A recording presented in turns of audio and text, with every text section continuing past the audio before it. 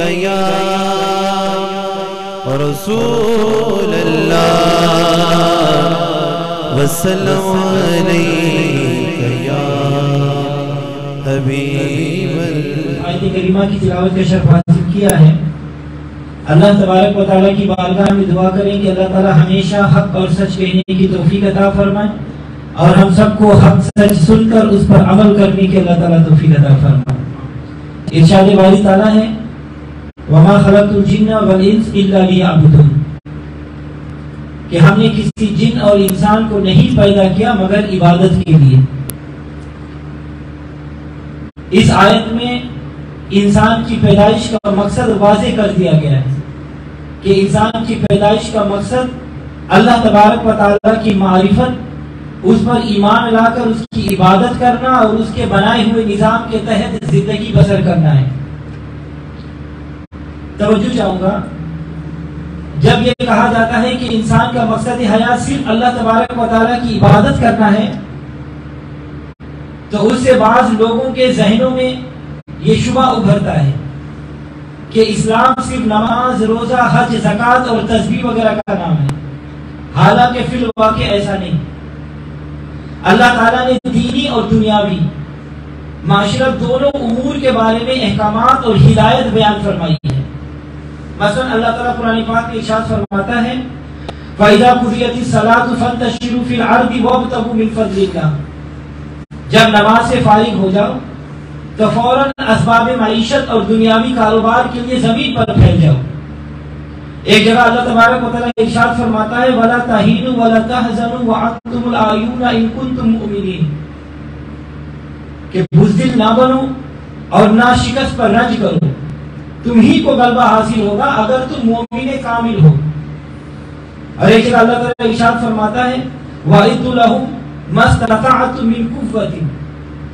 کہ اسلام کے دشمنوں کے خلاف غلبہ حاصل کرنے کے لیے جس قدر مادی قوت حاصل کر سکتے ہو ان قوتوں سے دشمنان اسلام کو زیر کرو۔ تو حضرات اکرامی، ان دونوں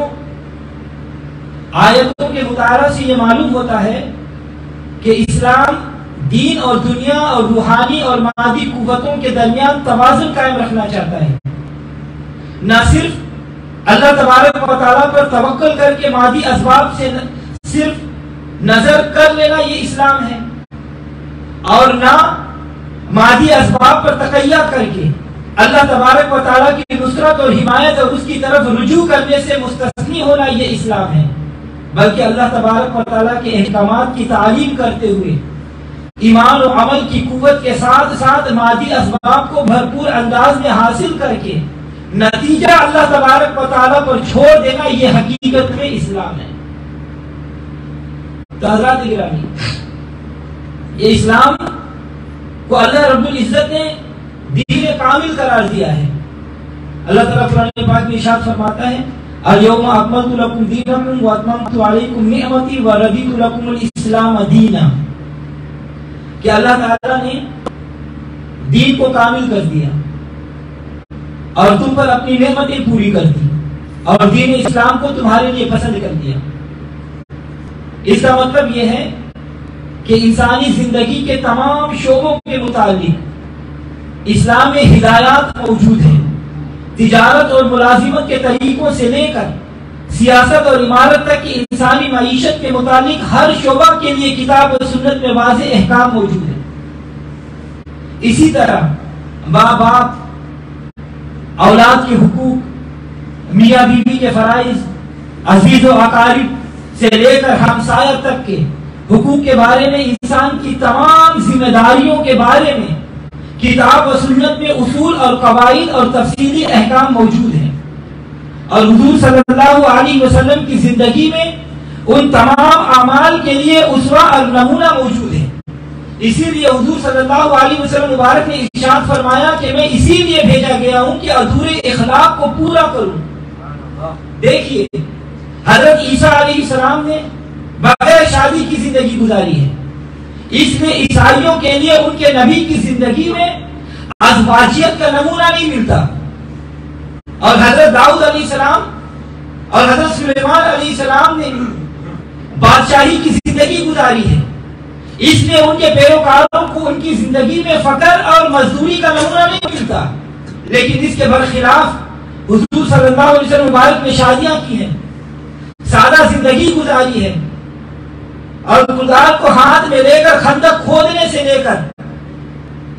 امیر سلطنت تک، عام گھریلو کام سے لے کر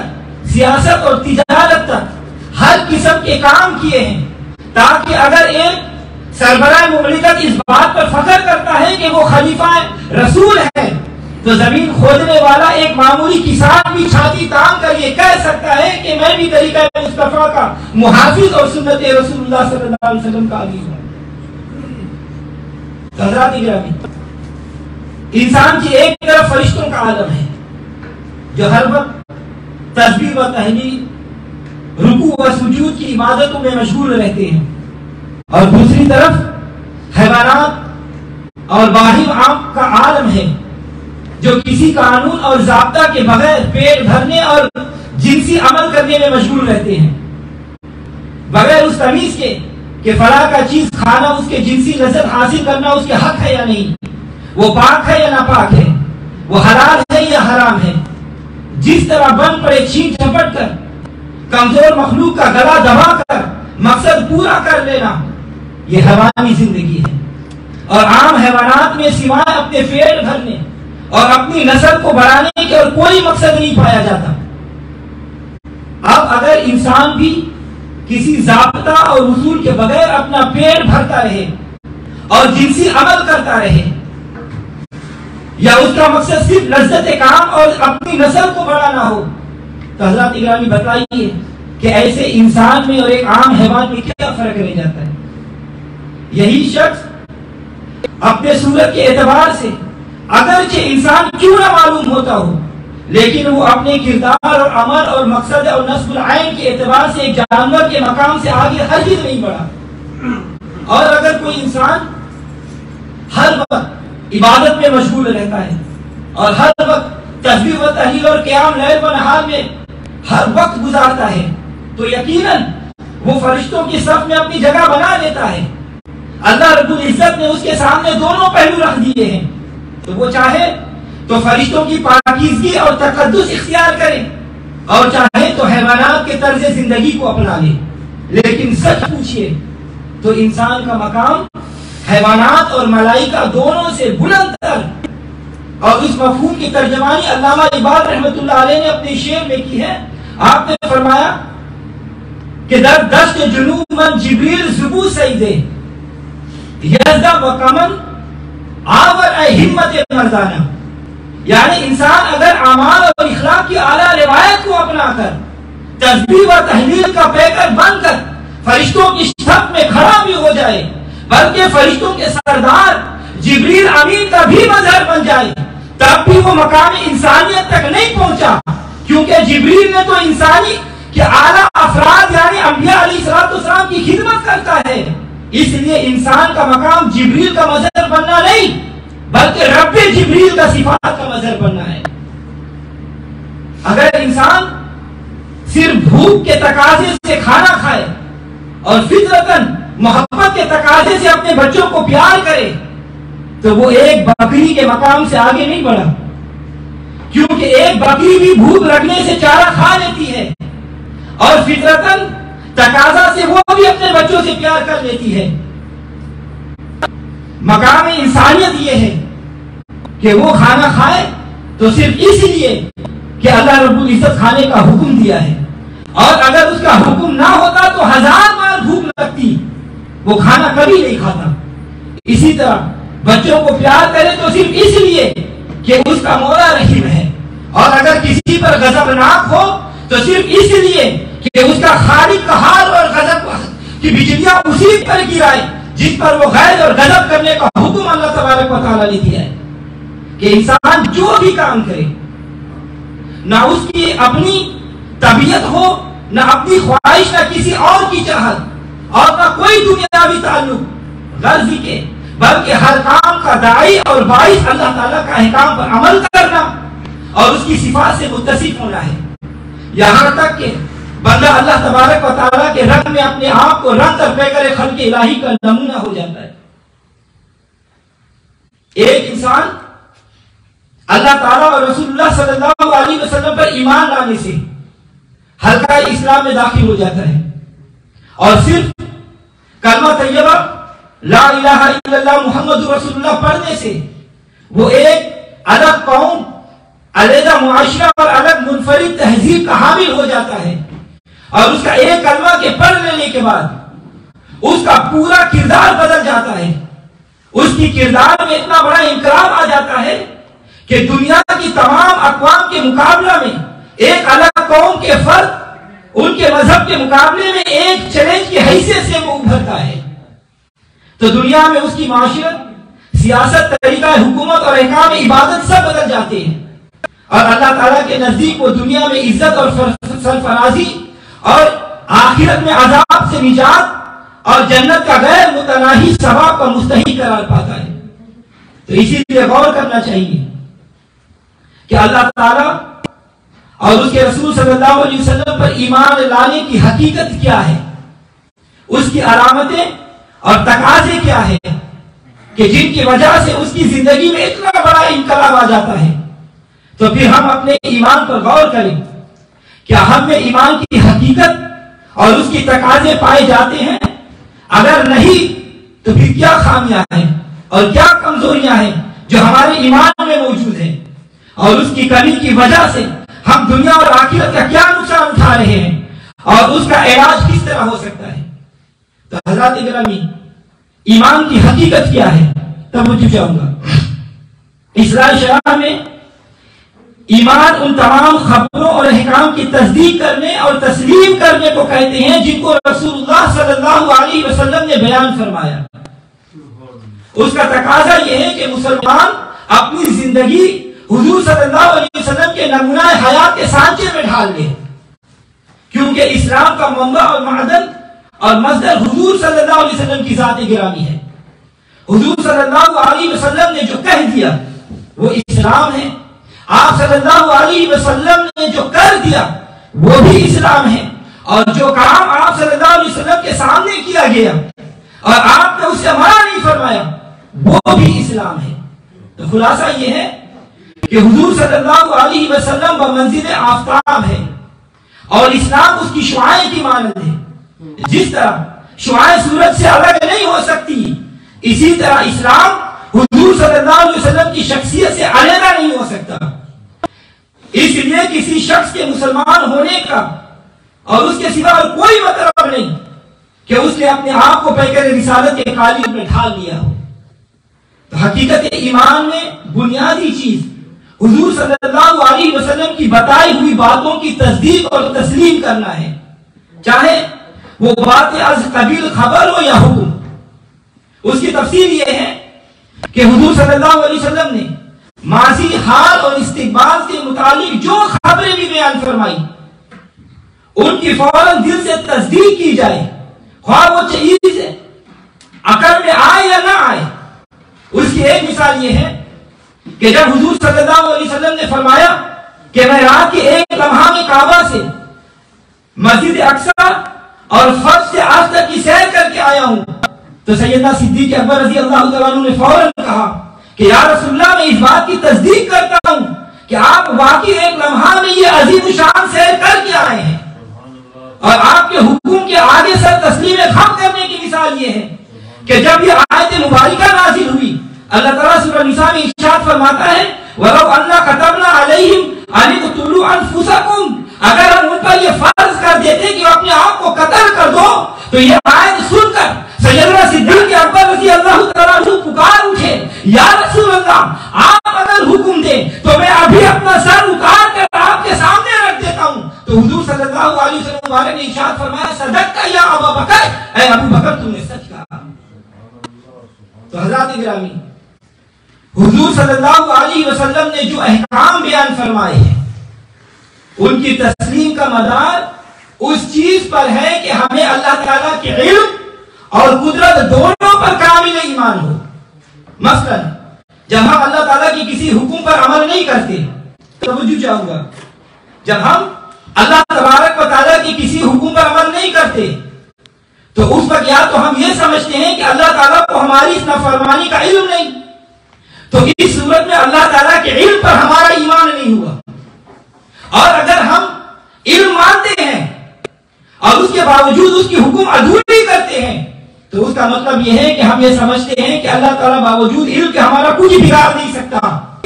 تو اس صورت میں ہمارا اس کی قدرت پر ایمان نہیں ہوگا. دیکھیے یہ ٹریفک کے قانون کے تحت بعض جگہ ون وے ٹریفک ہوتا ہے. جب ہمیں معلوم ہو کہ راستے پر اس وقت ٹریفک کا کوئی پولیس موجود نہیں ہے تو بسا اوقات ہم قانون کے خلاف غلط سمت بھی اپنی گاڑی کو لے جاتے ہیں، کیونکہ ہم کو یقین ہوتا ہے کہ پولیس کو اس وقت ہماری اس قانون شکنی کا علم نہیں ہوگا. اور جب ہم یہ دیکھ رہے ہوتے ہیں کہ راستے پر لوگ ہیں لیکن وہ پولیس نہیں ہے اور انہیں اس قانون شکنی پر گرفت کرنے کا اختیار بھی نہیں، تب بھی ہم راستے پر قانون کی خلاف ورزی کرتے ہوئے بے دھڑک گزر جاتے ہیں، کیونکہ ہم یہ سمجھتے ہیں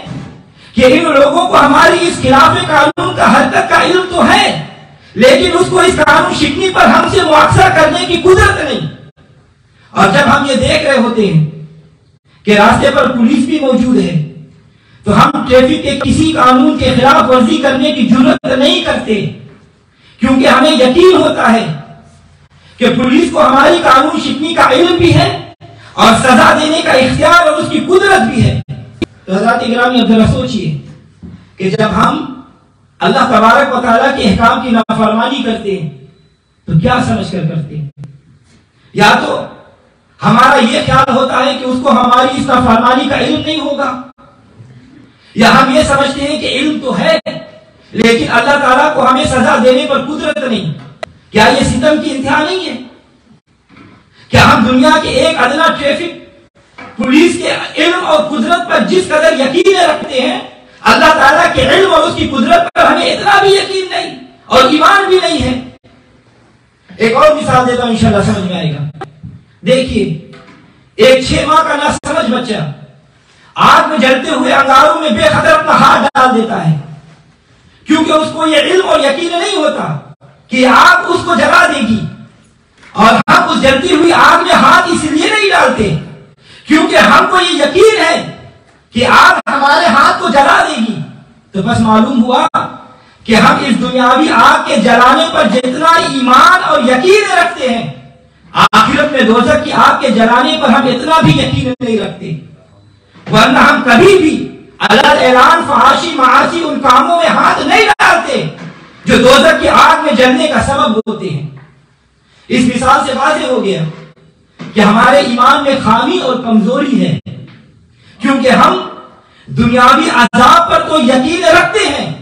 اور آخرت کے عذاب پر ایمان ہمارے اعمال سے ظاہر نہیں ہوتا. ایک مرتبہ سیدہ عائشہ صدیقہ رضی اللہ تعالی عنہا نے حضور صلی اللہ علیہ وسلم سے عرض کیا، یا رسول اللہ صلی اللہ علیہ وسلم، جب سے میں نے آپ سے یہ سنا ہے کہ قبر میت کو دباتی ہے اس دن سے میری راتوں کی نیند اڑ گئی ہے. آپ صلی اللہ علیہ وسلم نے فرمایا، عائشہ دباتی تو ضرور ہے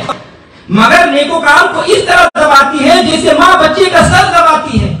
کیا اس سے تکلیف ہوتی ہے؟ اور ایک روایت میں ہے آپ صلی اللہ علیہ وسلم مبارک نے ارشاد فرمایا کہ گنہگار کو قبر اس طرح دباتی ہے کہ دایاں پسلیاں بائیں پسلیوں میں اور بایاں پسلیاں دائیں میں گھس جاتی ہے. تو حضرات اکرامی غور کیجیے، ہم نے عذاب قبر کے بارے میں بارہا حدیثیں سنی ہے، وعیدیں بھی سنی ہے. کیا اس خوف سے کوئی رات ہم نے بھی بے چینی میں گزاری ہے؟ کیا کسی رات ہم بھی عذاب قبر کے خوف سے بستر پر کروٹیں بدلتے رہے؟ اور اگر اس قسم کی احادیث بارہا سننے کے باوجود بھی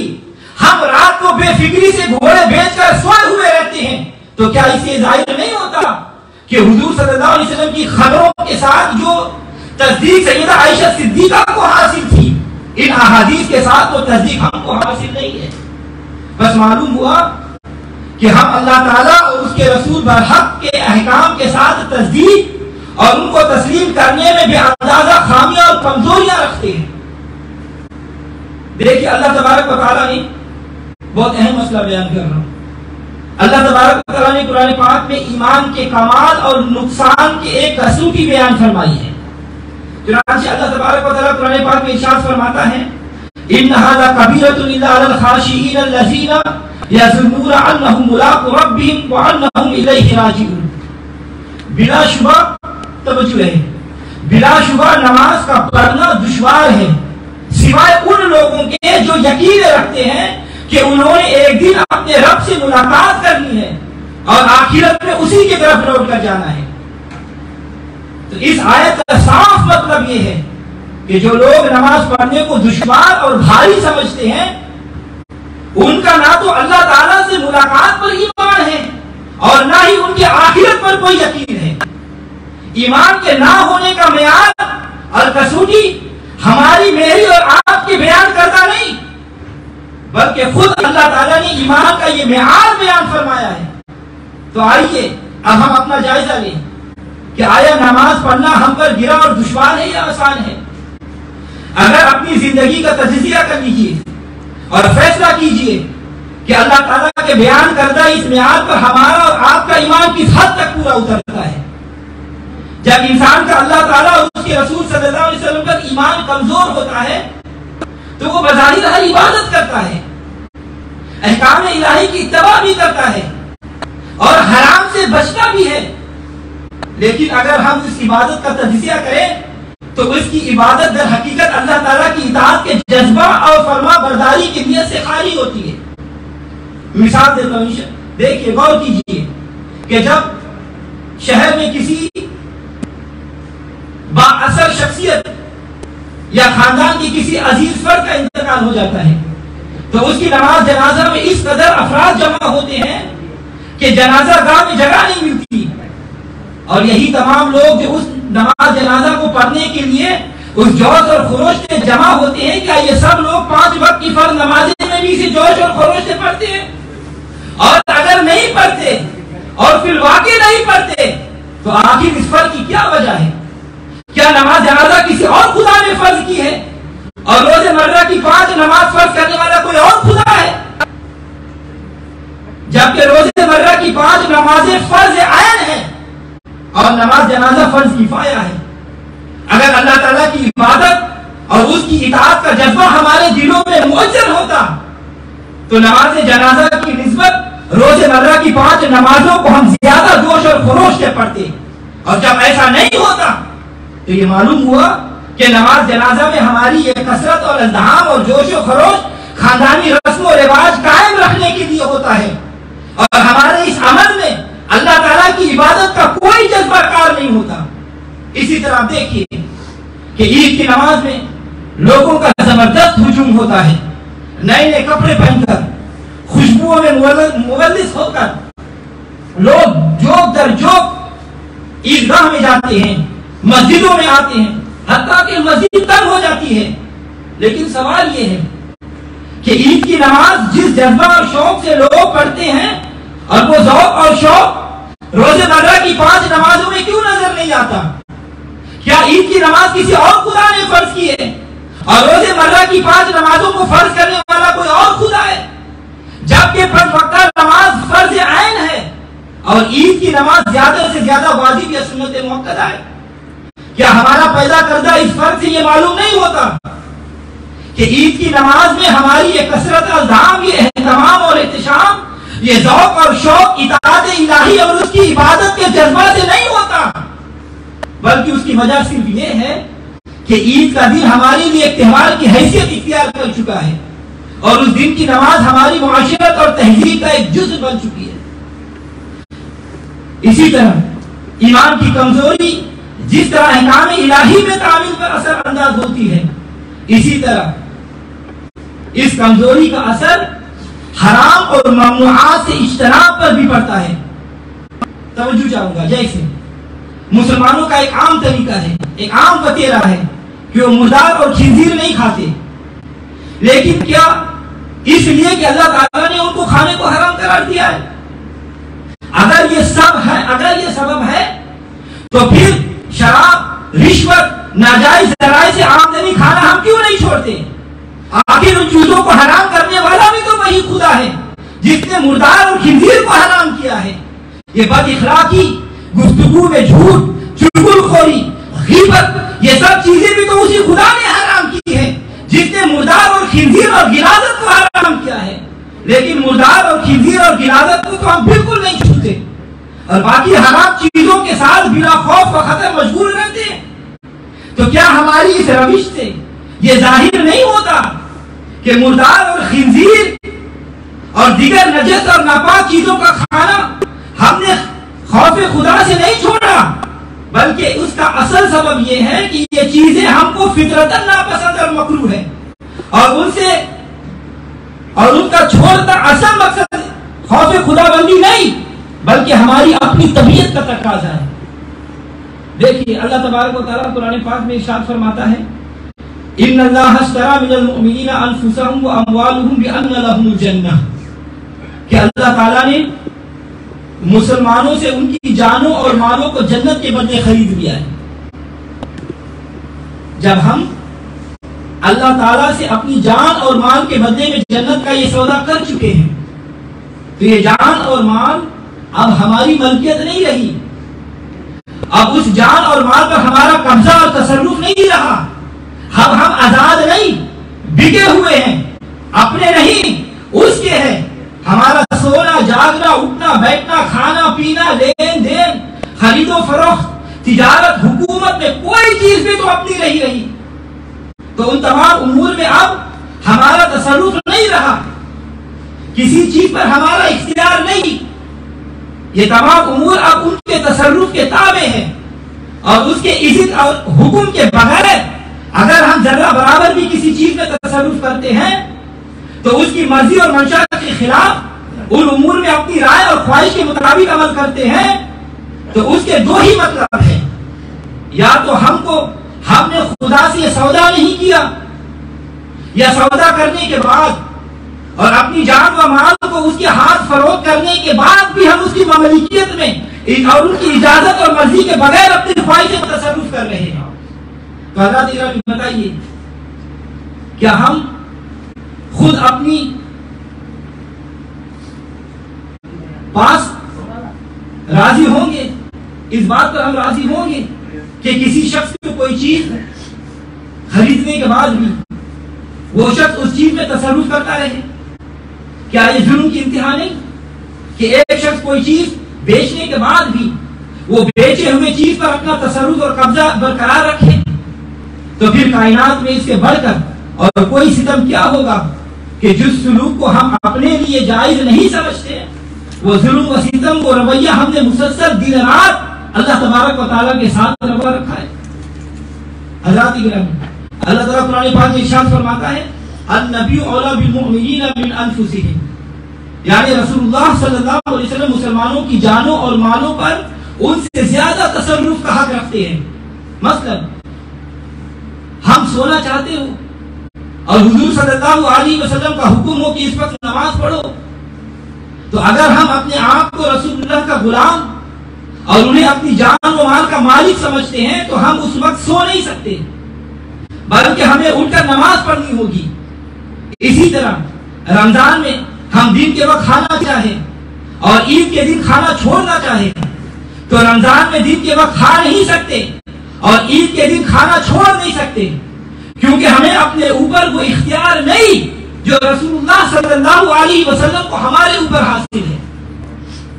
کسی چیز کو بیچنا یہ ایک عام سا کام ہے، لیکن اس کی تفصیل پر اگر غور کیجئے بظاہر یہ مال ہماری ملکیت ہے، لیکن ہم جس جگہ اس چیز کو بیچنا چاہیں نہیں بیچ سکتے۔ مسجد میں بیع و شراء حضور نے منع فرمایا ہے، جس وقت بیچنا چاہے یہ بھی نہیں ہو سکتا، کیونکہ نماز اور جماعت کے وقت خرید و فروخت حرام ہے، اور جس قیمت پر ہم بیچنا چاہیں یہ بھی نہیں ہو سکتا، کیونکہ حضور صلی اللہ علیہ وسلم نے شراب مردار اور نجس چیزوں کے عوض کسی چیز کو بیچنے سے منع فرما دیا ہے۔ اب سوچئے کہ مال بظاہر ہمارا ہے، لیکن اگر ہم اپنے آپ کو اللہ تعالیٰ کا بندہ اور رسول اللہ صلی اللہ علیہ وسلم کا غلام سمجھتے ہیں تو جس جگہ چاہیں جس وقت چاہیں جس شخص کو چاہیں اور جس قیمت پر چاہیں فروخت نہیں کر سکتے۔ اسی لیے اپنی خواہش سے نہ ہم سو سکتے ہیں، نہ جاگ سکتے ہیں، نہ اپنی مرضی سے کھانا کھا سکنے کا اختیار ہے، نہ چھوڑنے کا اختیار ہے۔ تو خلاصہ یہ ہے کہ اللہ تعالیٰ کی منشا اور اس کے رسول برحق صلی اللہ علیہ وسلم کی مرضی کے بغیر نہ ہمیں اپنی جان پر اختیار ہے نہ اپنی مال پر اختیار ہے. اسی لیے علامہ اقبال رحمۃ اللہ علیہ نے کہا کہ شہادت گاہ الفت میں قدم رکھنا، یہ شہادت گاہ الفت میں قدم رکھنا ہے. لوگ آسان سمجھتے ہیں مسلمان ہونا. حضرات گرامی، اب آخر میں صرف ایک نقطہ کی طرف وضاحت کرنا چاہتا ہوں کہ دیکھیں ایمان کی خامی اور اطاعت میں کمی پر قدرت کی طرف سے کیا مواخذہ اور سزا ہو سکتی ہے. آخرت کی سزا تو الگ رکھی ہے. دنیا میں مکافات عمل کی ایک مثال سے اپنے دن رات کے اعمال پر مواخذہ کے اندازہ کیجیے. دیکھیے حدیث مبارکہ میں حضور صلی اللہ علیہ وسلم نے غزوہ احد میں حضرت عبداللہ بن جبیر رضی اللہ تعالیٰ عنہ کی قیادت میں 50 نوجوانوں کو ایک جگہ پر کھڑا کر دیا اور فرمایا کہ فتح ہو یا شکست ہو تم اس جگہ کو نہیں چھوڑنا. جب اللہ تبارک و تعالیٰ نے مسلمانوں کو فتح عطا فرما دی اور مسلمانوں نے کفار کے چھوڑے ہوئے مال کو اکٹھا کرنا شروع کر دیا، عبداللہ بن جبیر کے بعد وہ ساتھی جو نئے نئے اسلام میں داخل ہوئے تھے اپنے امیر کے منع کرنے کے باوجود مال غنیمت کی جمع کرنے میں وہ جگہ اپنا چھوڑ دیے اور حضور صلی اللہ علیہ وسلم کے فرمان کو فراموش کر دیا. تو اس کا نتیجہ یہ ہوا کہ اللہ تبارک و تعالیٰ نے مسلمان کو جیتی ہوئی بازی کو ہار میں تبدیل کر دیا. ذرا سوچئے کہ 50 سے کم لوگوں نے حضور صلی اللہ علیہ وسلم کے ایک حکم کی نافرمانی کی تو اللہ تبارک و تعالیٰ نے اس پر کس قدر سخت مواخذہ کیا. اور جب لاکھوں بلکہ کروڑوں مسلمان دن رات حضور صلی اللہ علیہ وسلم کے بے شمار احکام کی نافرمانیاں کر رہے ہو اور ان کی یہ بدعمالیاں اللہ تعالیٰ کے غضب کو کس طرح للکار رہی ہوگی. ایک وقت تھا جب مسلمان اللہ تعالیٰ کے رنگ میں رنگے ہوئے تھے اور اس پائے رسول کے سانچے میں ڈھلے ہوئے تھے. تو اس وقت جزیرہ عرب سے لے کر یورپ تک مسلمانوں کے پرچم لہرا رہے تھے، بلکہ سلطنت عباسیہ میں اسلامی حکومت 3 بر اعظم پر پھیل چکی تھی. دریا ان کے حکم سے جاری ہوتے تھے، قضاء الہی ان کی عزائم کا ساتھ دیتی تھی. مسلمان جس طرف نکل جاتے مظلوموں کی فریاد رسی کرتے تھے، ضرورت مند لوگوں میں دھن دولت تقسیم کرتے تھے. لیکن جب انہوں نے اللہ تعالیٰ اور رسول اللہ صلی اللہ علیہ وسلم کی اطاعت کو چھوڑا تو اللہ تعالیٰ اور اس کے رسول کی نصرت نے انہیں چھوڑ دیا. اور وہ قوم جو مشرق و مغرب میں اپنی فتوحات کے جھنڈے گاڑ چکی تھی ہر جگہ مغلوب ہونے لگی، اور جو قوم فقراء اور مساکین میں دولت اور غلہ تقسیم کرتی تھی آج اپنی معاشی ضروریات کے لیے غیروں کی طرف ہاتھ پھیلانے لگے. جو دنیا میں علم اور حکمت کے استاد بن کر نکلے تھے وہ علم کی تلاش میں اغیار کے محتاج ہونے لگے. اللہ تعالیٰ قرآن پاک میں ارشاد فرماتا ہے ذالک بأن اللہ لم یکن مغیرا نعمتا انعمہا علی قوم حتی یغیروا ما انفسہم. اللہ تعالیٰ کسی قوم کو نعمت دے کر اس سے اس وقت تک وہ نعمت واپس نہیں لیتا جب تک اپنے چلن سے وہ خود کو اس نعمت کا ناحق ثابت کر دے. اور اللہ تعالیٰ قرآن پاک میں ارشاد فرماتا ہے الم یعن للذین آمنوا ان تخشع قلوبہم لذکر اللہ. اللہ تعالیٰ کے عذاب کی اس قدر واضح صورتیں دیکھنے کے باوجود کہ اب بھی وہ وقت نہیں آیا کہ تمہارا دل خوف خدا بندی سے پگھل جائے. تو حضرات گرامی ضرورت ہے کہ ہم اجماعی طور پر اصلاح کریں. ہر شخص خود نیک بنے اور اپنے زیر اثر لوگوں کو نیک بنائے. ایک فرد دوسرے فرد کو نیک بنائے. پہلے ہم اپنی ذات میں اور پھر اپنے گھر اور خاندان میں نظام مصطفیٰ کو نافذ کریں. حضور صلی اللہ علیہ وسلم مبارک نے ارشاد فرمایا کہ تم میں سے ہر شخص اپنے ماتحت لوگوں کی اصلاح کا ذمہ دار ہے اور ہر شخص سے اس کی اس ذمہ داری کے پورا کرنے کے بارے میں ان سے سوال کیا جائے گا. اس لیے ہر گھر کے بااثر شخص پر یہ ذمہ داری ہے کہ وہ خود بھی نیک بنے